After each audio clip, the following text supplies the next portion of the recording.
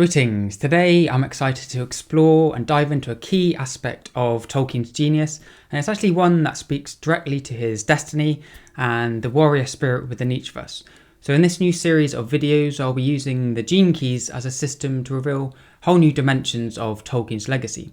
So my name is Quinn, and for those of you who are new to the concept, essentially the gene keys are a framework for exploring the spectrum of human consciousness, and they also act like this guide map for our evolutionary potential by helping us to unlock our inner gifts. And I'll explain more about them later in this video, but for now, these teachings I found we can really deepen our appreciation for Tolkien's mythos as we explore deeper layers of archetypes that really have fueled his creative essence. Because many people over the years have wondered why Tolkien's writing, especially his masterpieces like Lord of the Rings, why do they remain so enduring? Is it his epic world building of Middle-earth with all the languages and the races of beings, the rich tapestry of archetypal characters that really stir within our psyche and ignite our imagination? This has obviously been enhanced by Peter Jackson's cinematic trilogy. Those films just really are incredible. So perhaps it's also the themes of the struggle of light against the forces of darkness, and there are many other factors. So while all these elements have undoubtedly contributed to the impact of Tolkien's legacy, I've discovered there's something even deeper, even more foundational, a transmission that underlies his creativity. So beyond his stories and the characters, there lies this tapestry of universal archetypes of consciousness that really resonate within each of us. So that may sound pretty esoteric or abstract, but that's because it is quite esoteric.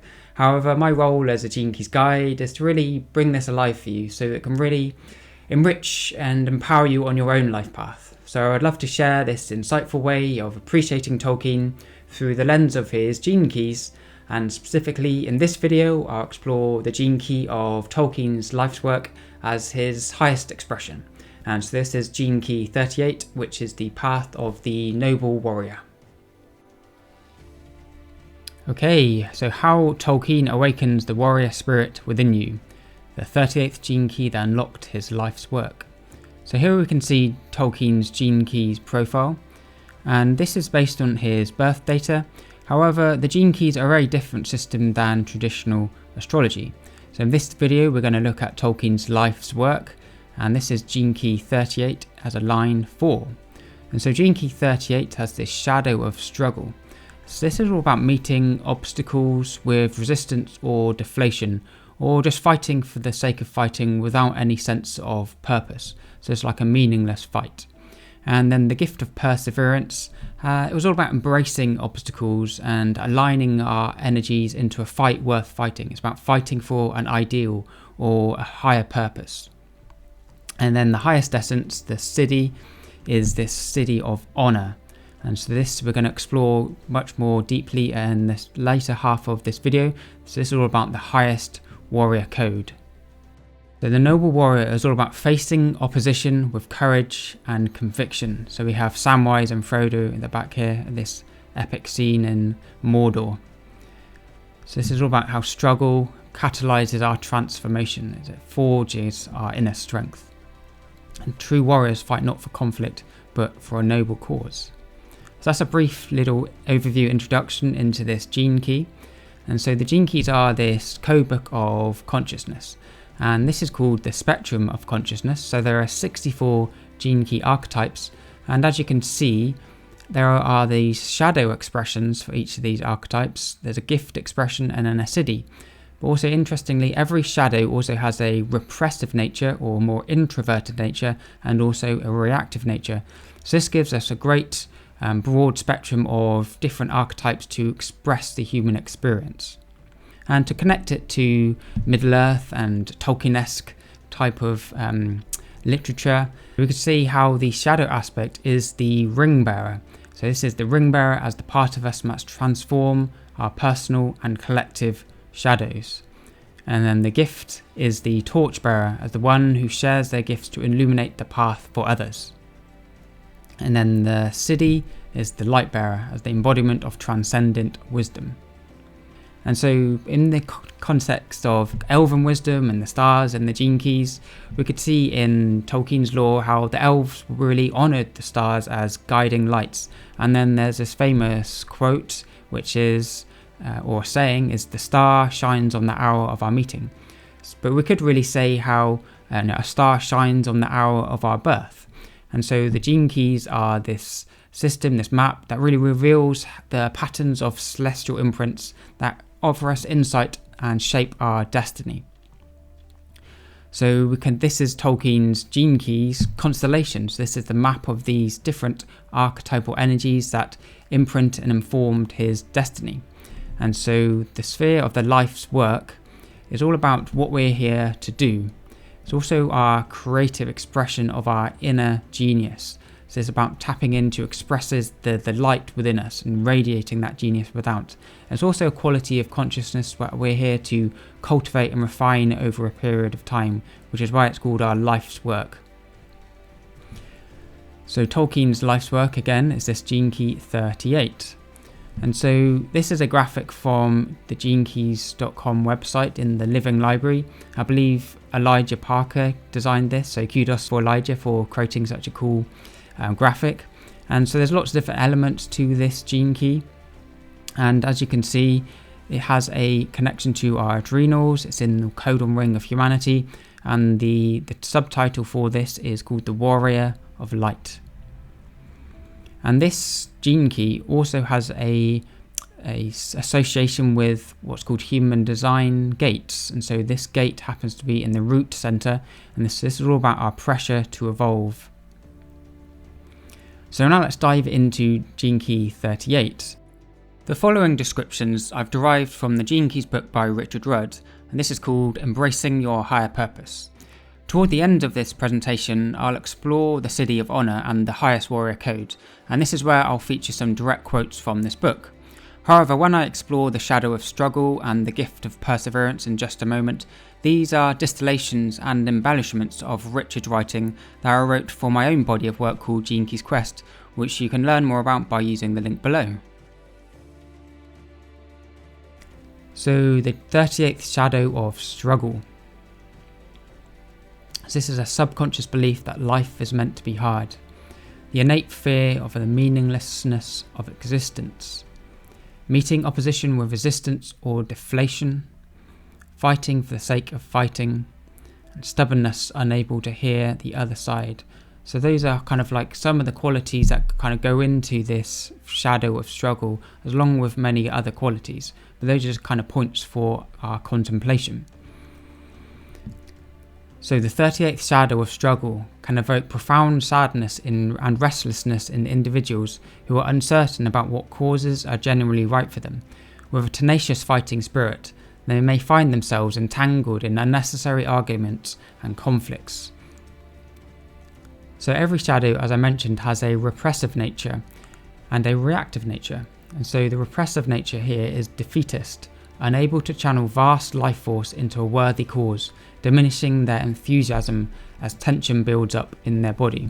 So here is an image of Theoden from the films, and Peter Jackson and the scriptwriter chose to kind of portray Theoden slightly differently than in the books. However, actually in the films they actually do portray this defeatist tendency in Theoden, who seems to unable to kind of gather his confidence to face the forces of darkness head on. He is much more reserved, and there's certainly a point where he's doubting his men's ability to fight these forces. And then with the reactive nature is aggressive fighting for the wrong things and people, in combat with no sense of higher purpose. So when we look at Tolkien's own life, we can clearly see many of these themes of struggle, because he wasn't just writing about heroes facing darkness in some abstract, fantastical way. He actually lived these experiences himself and really infused them into his writing. Even from a young age, Tolkien faced immense initiations that really crafted his character. He lost both his parents as a child, which left him orphaned. He also faced the horrors of World War I, where Tolkien fought in the trenches, and he actually lost many of his closest friends. And yet through all of this, he was still gestating this deep creative vision of Middle-earth inside. However, realising this vision also wasn't easy, as he had to balance his love for storytelling with the demands of his professional life as a professor, whilst also raising a family, and so I'm sure there are many times when he felt immensely frustrated with the apparent slowness of his progress as he endeavoured to bring Middle-earth to life.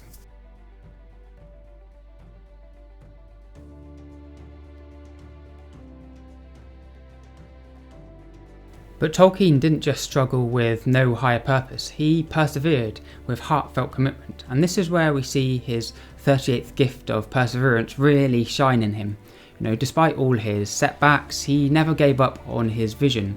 His struggles really became the fuel for his mythos, he turning his pain into a legacy of wisdom and courage and honour that really still speaks to us today. The creation of Middle-earth was the result of a lifetime of dedication, as he worked tirelessly refining its languages, its histories and all of its myths, and he really poured all of his heart and soul into every detail. And so the key thing here is he actually loved what he did, and this is really vital to unlock this 38th gift. Writing The Lord of the Rings alone took over a decade, and even then he faced doubts from his publishers. But he kept going, refining his work over time, fueled by this inner calling, because it said he actually saw himself not only as a storyteller, but also as a sub-creator, participating in a divine act of creation. This sense of purpose gave him the faith to persevere despite every obstacle he faced. So while we can see his experiences of war, of loss and hardship were infused into his character arcs of his stories, through this lens of the gene keys, those themes actually came through archetypally with this 38th gene key of his life's work. So in this way he offered us this universal mirror for our own journey, showing us how struggle can forge us into something greater than before. So then we move on to the gift of perseverance. And I really love this subtitle that Richard Rudd gave for this gift, the Indomitable Spirit of the Underdog. We could really see how the whole theme of the Fellowship of the Ring, and in Lord of the Rings, how Frodo, taking this mission to try and destroy the ring in Mount Doom, the odds are really obviously stacked against him and the rest of the Fellowship. However, this is the indomitable spirit of the Underdog. And there's even this scene in the battle for Helm's Deep where Legolas is showing his dismay at the odds stacked against him, and so he says, it's 300 against 10,000. And again, Aragorn in this case, he stuck with his gift of perseverance to realise that there's always hope despite the odds.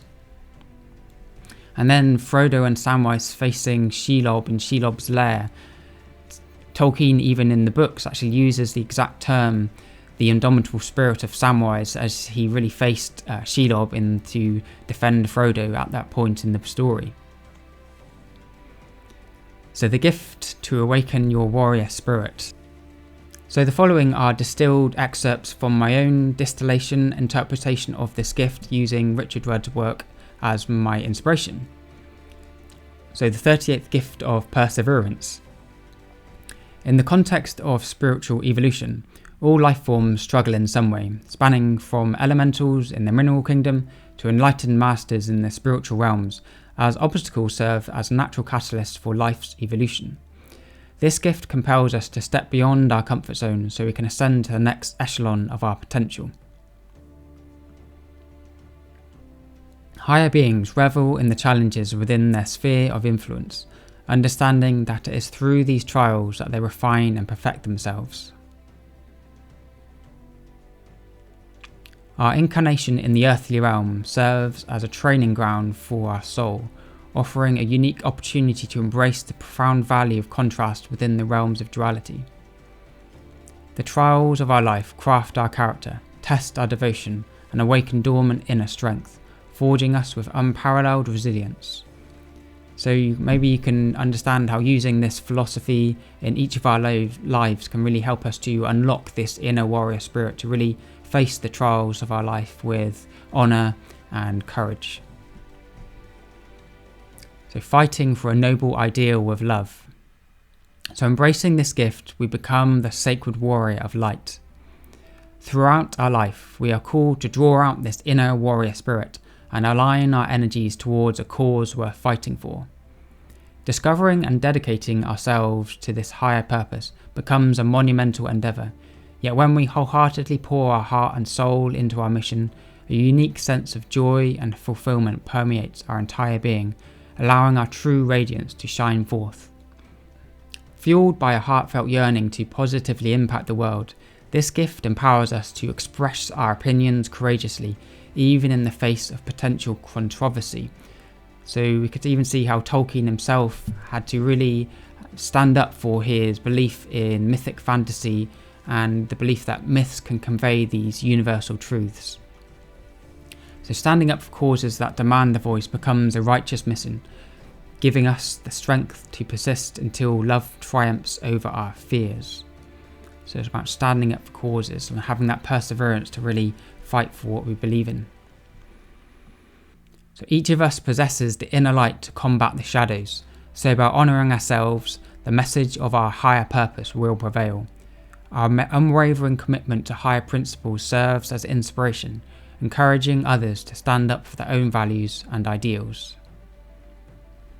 So some of the themes of this 38th gift are channeling our vital energy into our higher purpose, achieving the impossible with a fulfilling fight, honouring struggle as a spiritual initiation, overcoming aligned obstacles with grit and grace, and standing up for higher principles and really holding those ideals close to our heart and using that to channel our life force into our higher ideals and principles.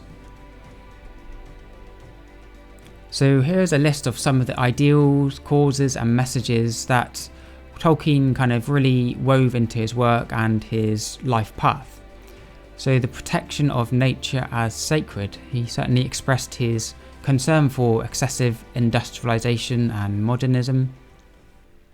The preservation of myth and legend, he really saw myth as this way to convey timeless truths.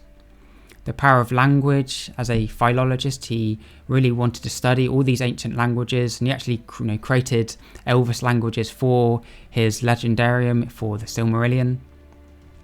And the battle of good against evil, and the dilemma of free will and the corrupting forces in the world, loyalty, friendship and fellowship, and how comradeship can really empower us and strengthen us as a human family.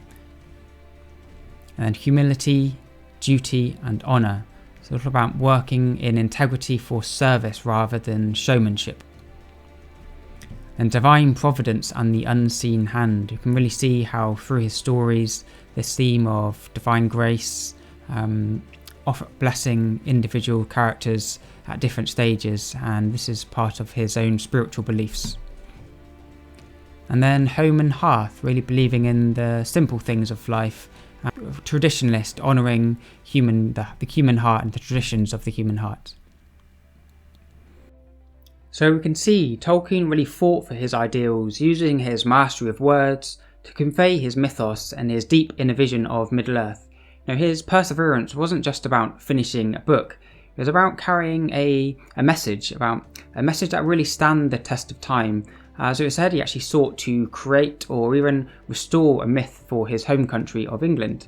So we can see this 38th gene key really invites us to answer questions like, what do we stand for? What noble ideals really stirs our soul? And what challenges are we willing to take to our own Mount Doom, facing all odds to see it through?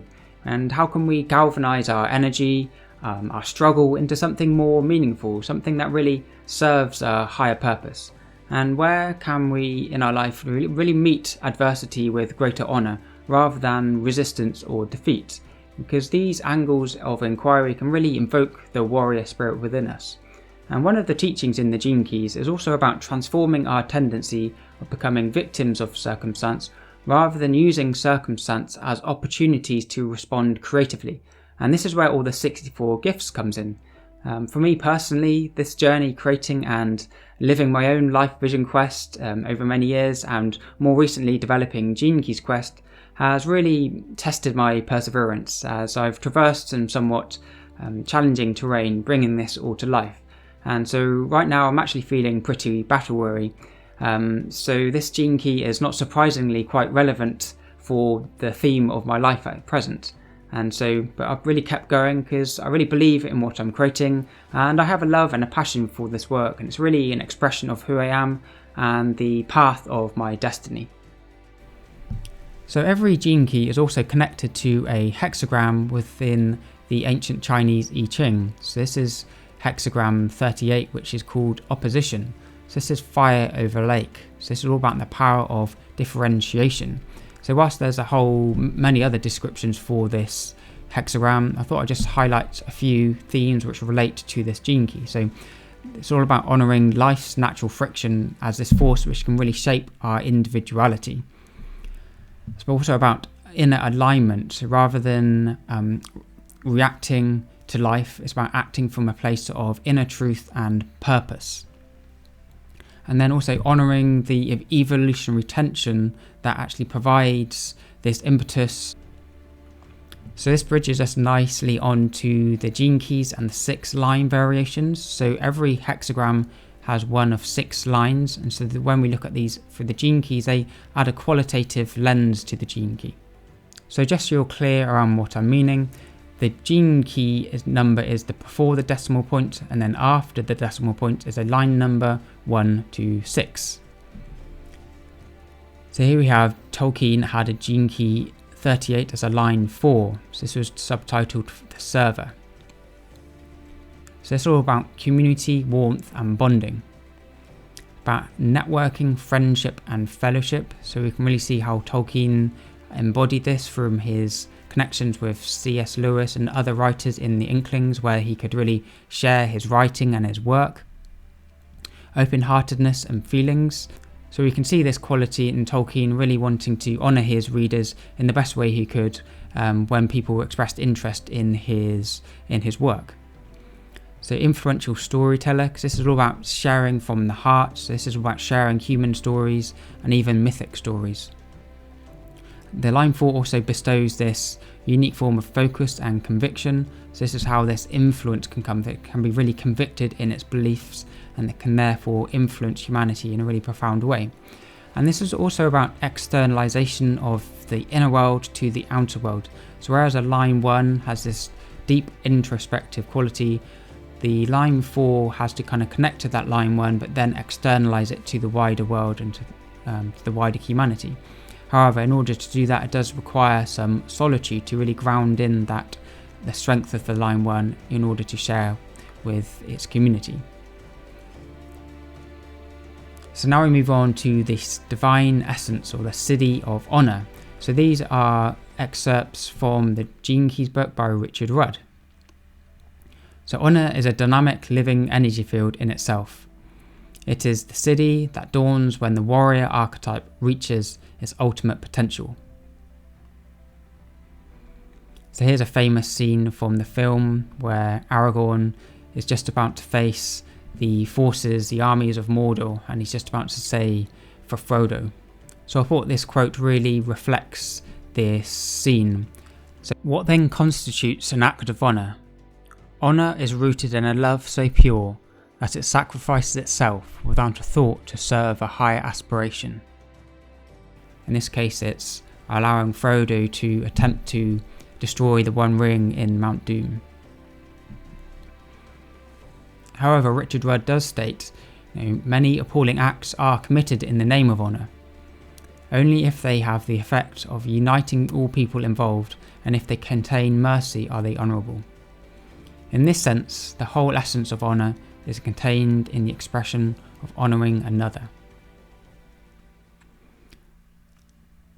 To honour someone is to hold them to their highest frequency, no matter what their current frequency may be.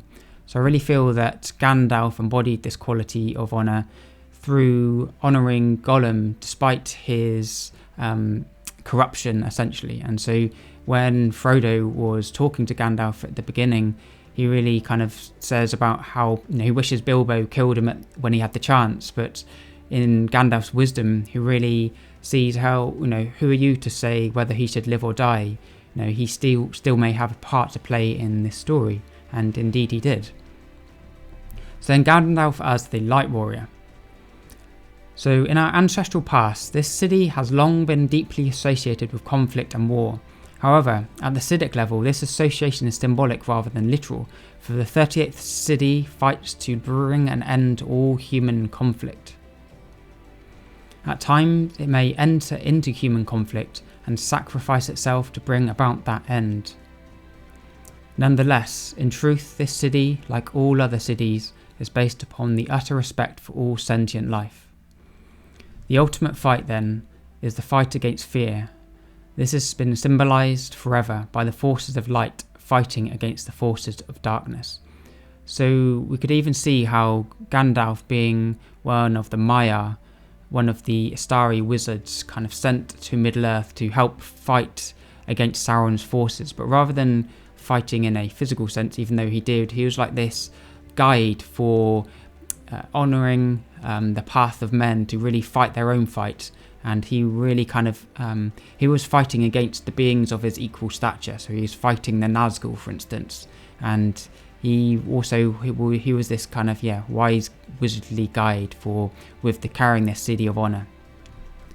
And so here's this famous scene where Gandalf is facing the Balrog.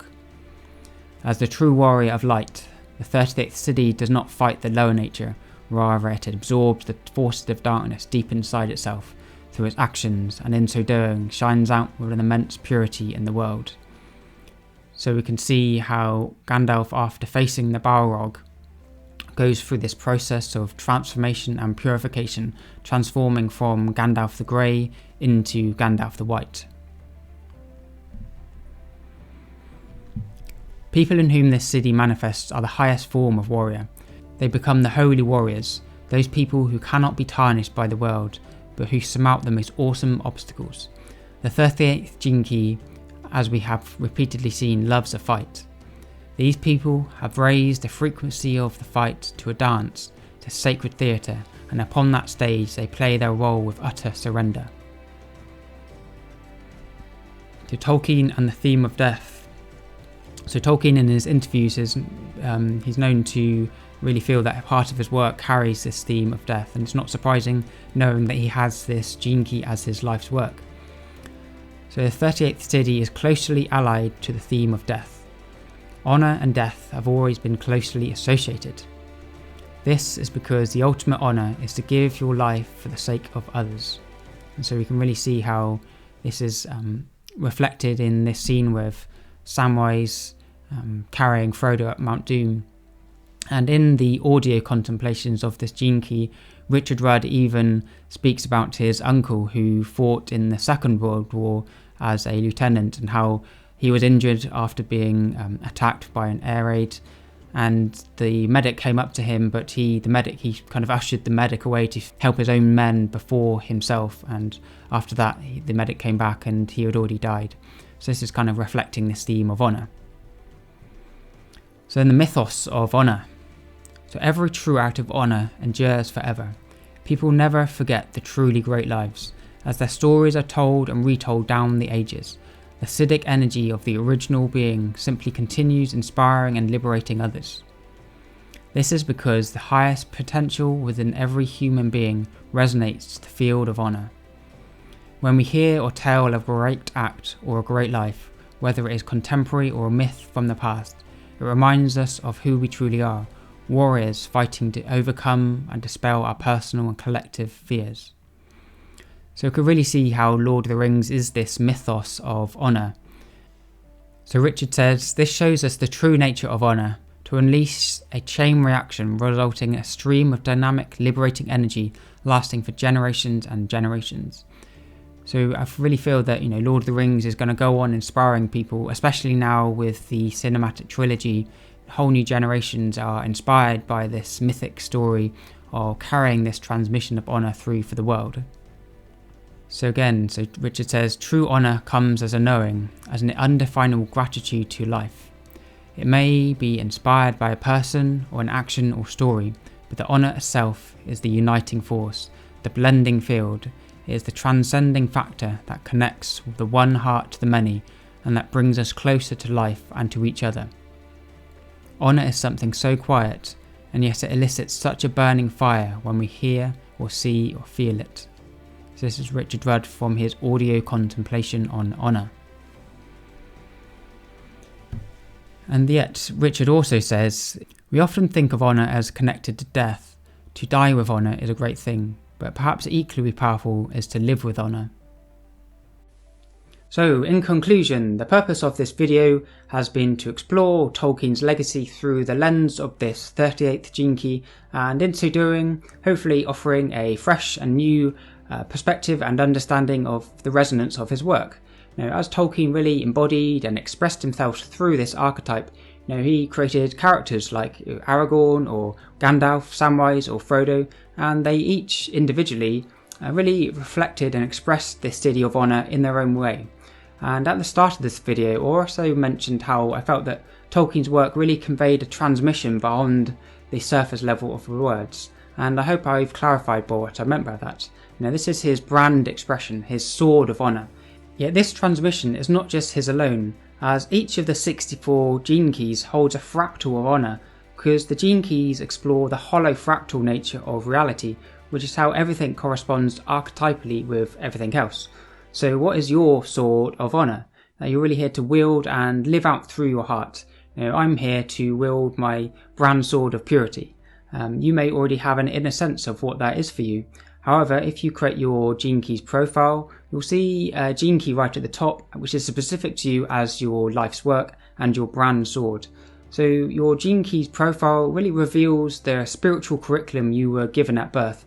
So you'll have a set of shadows as challenges, you'll have a set of gifts as their counterpart expression, and also siddhis. So this is you as a ring bearer transforming into the torchbearer. But ultimately the gene keys invite us to honour the cards that we've been dealt. So as the expression goes in the gene keys, every shadow contains a gift. So if this exploration has intrigued you and inspired you, then I really invite you to join me at Gene Keys Quest. So please do check out the links below. And there's also a link where you can create your own free Gene Keys profile, so you can see what gene keys you have. So next in this series, I'm going to explore Tolkien's sphere of evolution. Then I'll go to his radiance and his purpose and so on. And so please do like and subscribe if you've appreciated this video and you want to be updated when I release my next one. So thank you so much for listening.